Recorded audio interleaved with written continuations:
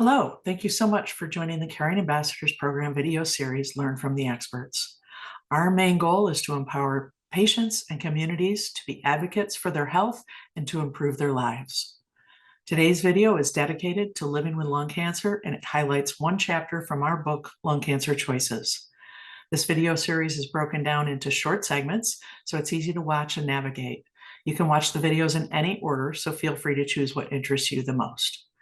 I'm Lauren Sant, the Executive Director of the Caring Ambassadors Program, and I'm joined today by Cindy Langhorne Hatfield, our Lung Cancer Program Director, and a panel of people living with lung cancer and their caregivers. We're excited to welcome Misha Ruth Cohen, a doctor of Oriental medicine and licensed acupuncturist.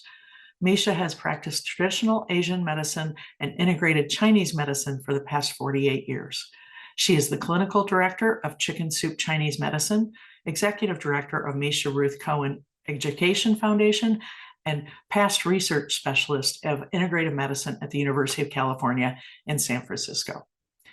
As our featured author in this video, Misha will be discussing her chapter, Integrative Medicine, Complementary Therapies in Chinese Medicine and Lung Cancer. People diagnosed with lung cancer have a wide range of integrative and complementary modalities to choose from, including a breadth of traditional Chinese medicine practices. These can often be used as adjunct therapies to support Western conventional treatments, and side effects frequently can be ameliorated using various forms of integrated Chinese medicine. It can also increase the efficacy of Western medicine. We hope that this video will provide helpful insights and information for patients and caregivers dealing with lung cancer. If you're interested in learning more about Caring Ambassadors Program, please watch the video and please share this information with those you might find it useful. Together, we can make a difference in the lives of those affected by lung cancer. Welcome, Misha. Thank you, Lauren. I'm glad to be here today. And I want to welcome all of you who are watching and listening and wanting to learn more about integrative medicine, and particularly Chinese medicine in the treatment and support in lung cancer.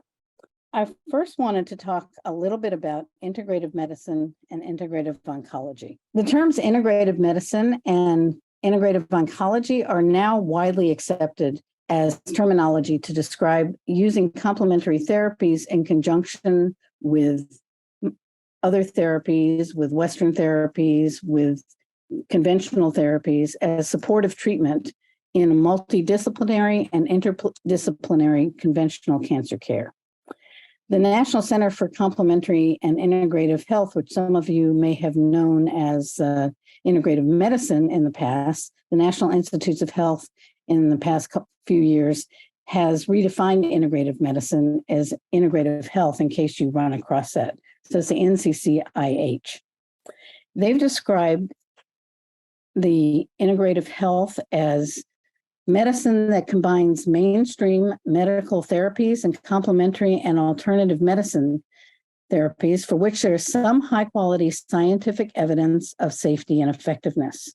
So that's very important because we're looking at evidence, we're looking at safety, but we're also looking at traditional practices as part of integrative medicine and integrative health. Integrative medicine and complementary therapies in lung cancer can include a number of things: Chinese medicine, Western herbal therapy, relaxation techniques, meditation techniques and visualization, prayer, exercise, nutritional supplementation, dietary therapy.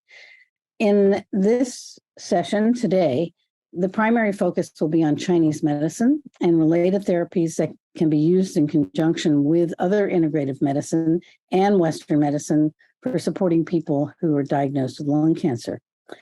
Integrative oncology and integrative medicine for lung cancer refers to the study and use of complementary modalities that are not traditionally part of modern Western practices, but can be used as adjuncts to mainstream medicine.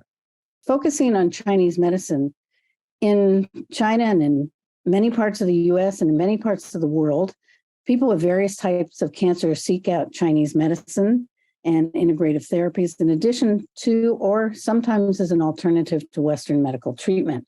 In lung cancer, however, Chinese medicine is used primarily for supportive care and supportive adjunctive care in conjunction with Western treatments.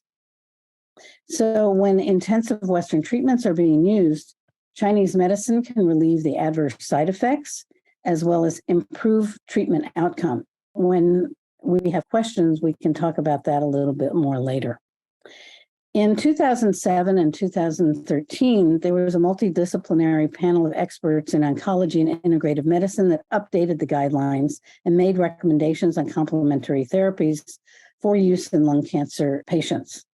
And basically, these included the therapies of acupuncture, massage therapy, mind-body modalities, nutrition, botanicals, and exercise.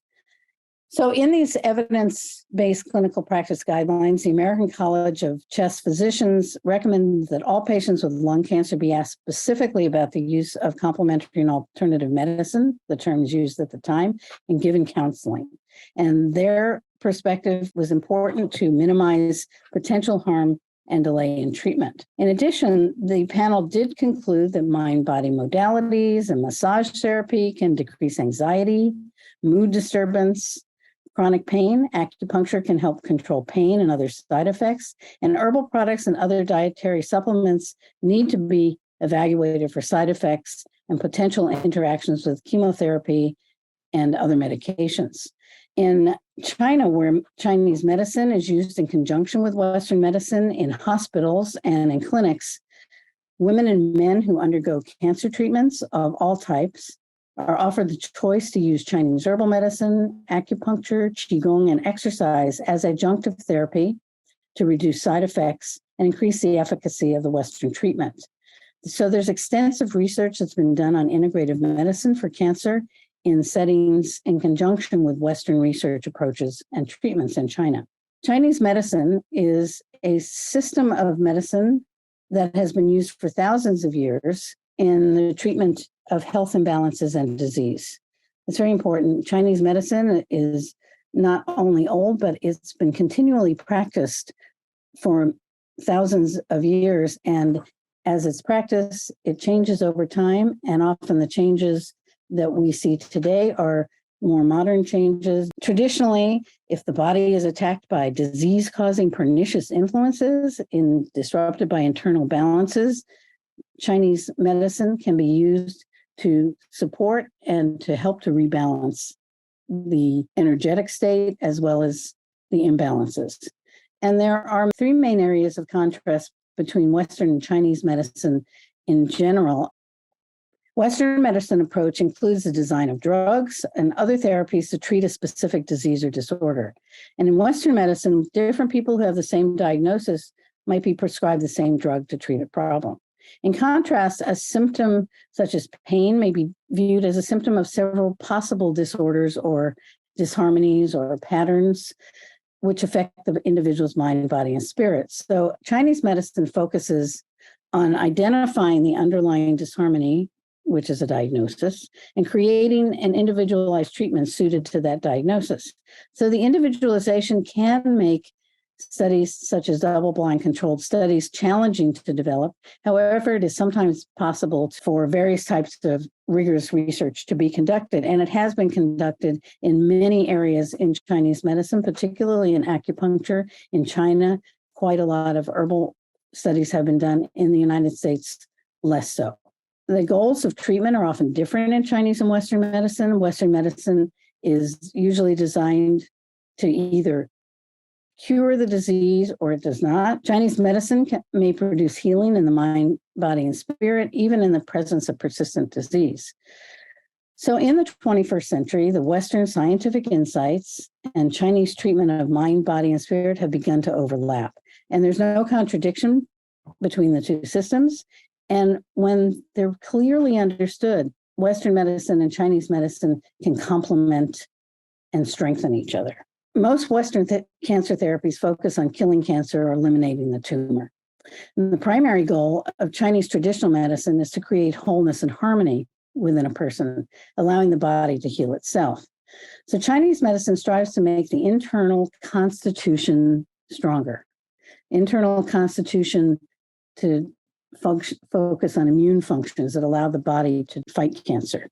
And Western medicine has been more recently beginning to look at some of these concepts and treatments and starting to use these concepts and treatments. And so there's more overlap and an understanding of how the immune system works in both Chinese medicine and Western medicine, even though they're different terminology and all of that, there is some crossover.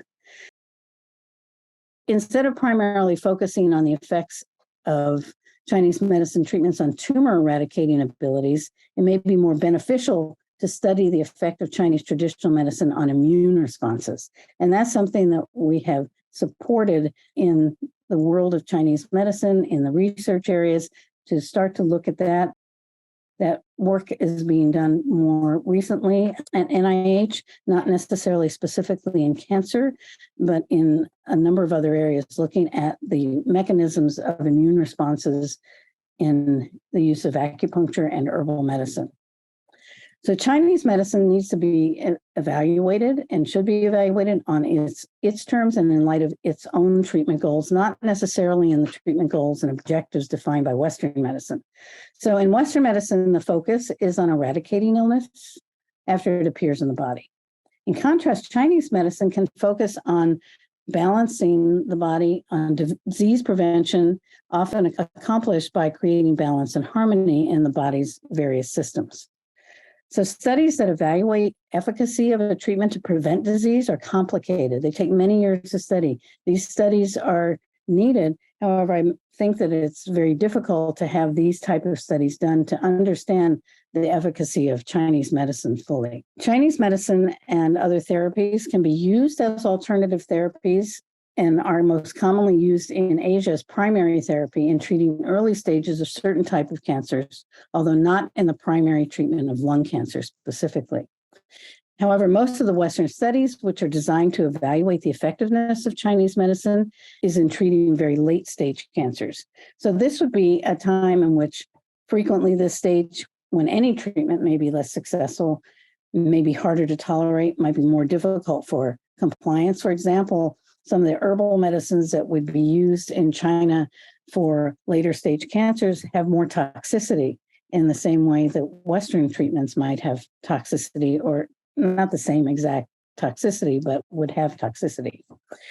However, in traditional Chinese medicine literatures, there's little indication that the recommended Chinese therapies would stop later stage cancers. Nevertheless, studies focus on supportive treatment and palliative care in late stage disease could be very helpful.